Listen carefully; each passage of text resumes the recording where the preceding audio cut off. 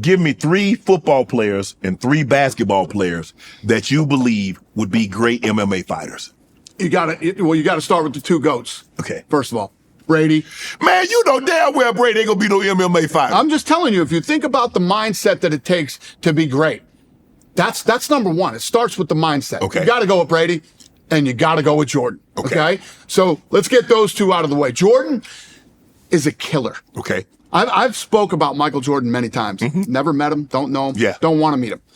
I like him too much. I respect him too much. I love his killer instinct. Yes. Don't want to meet him. Respect him to death. So take those 2. Then now let's get into the next 4, which is going to be tougher. When you talk about big, explosive pop, so Mercedes Lewis, he's a huge UFC fan. Yes. Obviously, an unbelievable athlete and whatever. Has the mindset, been in the game forever. I'm going to go with him too. Okay. Just because he's such a huge fan of the sport. Okay. And gets it. And you know, you look at all his attributes as far as a physical. Basketball.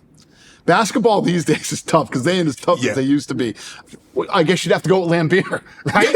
let's go with Lambeer. Take world meta peace. I'll take him too. Now you probably want to take Charles Oakley. Yeah, Oakley's another good one. You're right. Oakley, Big Baby, Shaq. Man, Shaq too big. Too big? Yeah, because you got Shaq 7'1", probably 350 now. Imagine Shaq on top of you. Though Shaq in his heyday. We're not talking about Shaq today, are we? 320. Well, he's 325. Yeah, I mean, you got a limit. You Shaq can't be... in his heyday. When you see Shaq back in the day. Oh yeah, Shaq used to bench over 400 pounds. And, you know, the speed, the agility, the power. But you got a limit. You can only be 265.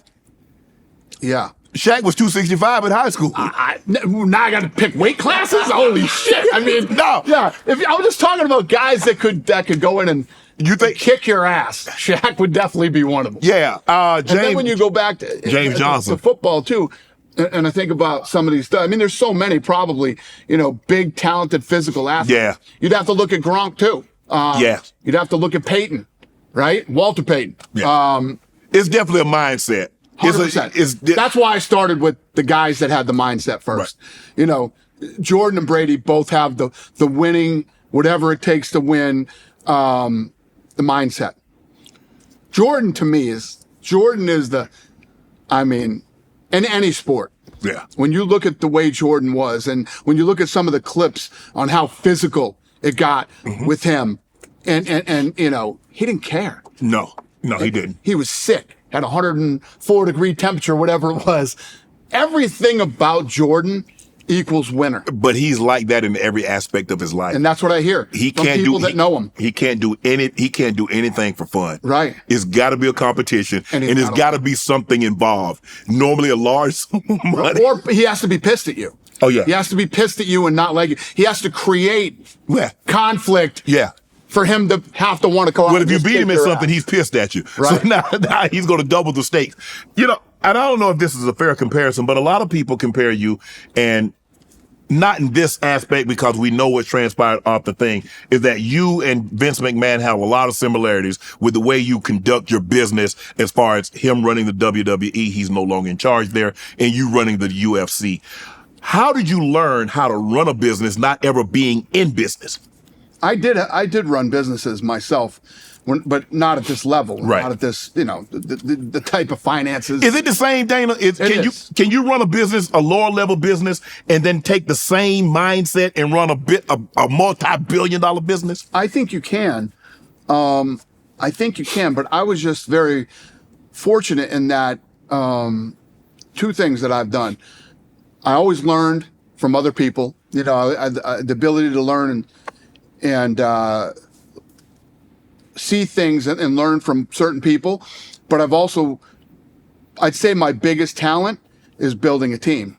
Nobody does anything by themselves. You build a team around you that you can count on. So I've built a team of people that when I say, this is what I want, I have the right people who can implement what I want and get shit done, that I don't have to tell somebody something twice. You can't have those type of people around you. If I got to tell you something fucking twice, it doesn't work here. And the other thing is, I've also had the ability to When I say I want this fucking done, I want it done now. If I call you at 2 a.m, I expect you to answer the phone if you work for me and all this other stuff. Yet I also want my people to not miss their kids' practice, not miss their kids' play, not miss their kids, a lot of the things that happen in life while you're building a business. So it's a very, it's a weird, very fine line. Yeah. It's true. But when I tell people, and people tell me, Shannon, you're crazy, I say you have to have people as equally obsessed as you are in order for this thing to work. People have to be bought in on the vision, especially in the early days. Yes. It's easy to get people on board for the vision now. Yes. But for me to hire Craig Borsari, my head of production, away from Fox, for me to hire some of my guys that are here legally from big law firms, and, greatest PR person in all of fucking business over there in the chair. Yes. To keep her from going to somewhere else. Right. The talented production people that I have here, the talented salespeople that I have here that work in sponsorship, all those jobs are in New York and LA. They're not in Vegas, right? You have to have people bought in on your vision and like you said, be obsessed and love this as much as I do. Obviously, NBA, NFL, Roger Goodell, Adam Silver. Have you ever spoken to those guys? Do you take any notes from how they conduct their league and what you can learn, or did you take anything from? Not Or they're so different. Not really. And I wouldn't put this on those guys. It was their predecessors, the guys before them. Mm-hmm. I would look at the things like them reading canned statements from lawyers that I always hated, them being too corporate. I always hated. So I did learn a lot about the guys before them. And people will always try to ask me, oh, Roger Goodell doesn't do this, that, and everything. You could run the NFL. I wouldn't want the NFL. Because you got 32 bosses. You're the boss. Touch the NFL, okay? And credit to him for what he did. Say whatever you want about Goodell and Silver and all these guys. Those leagues continue to go like this. They continue to make money. They continue to thrive. They continue to do well. I don't point the fingers at anything they do, and I don't look to them for guidance or advice at all. You're a very generous man, though.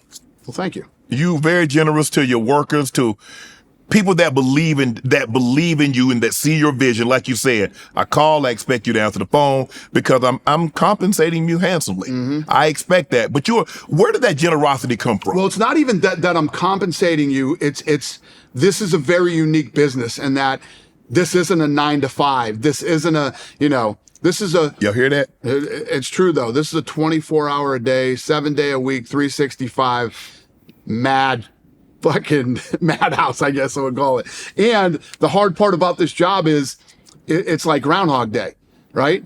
Every Monday is fight week. And you get into this hamster wheel. So to keep it fun and to keep it different and to keep growing and to keep going to different levels, I need people that work here that are accessible and creative and can do things on the fly and can turn things around in a minute. Fighters fall out all the time. We got to rip all the billboards down. We got to change all the marketing. We got to sell a new fight. We got to do this. You need people that are ready to go. Want to join Club Shay Shay? Become an official member by hitting that subscribe button, where you never know who's going to be joining us for drinks and conversation. Don't be late to the party because we like to do something before 2 something.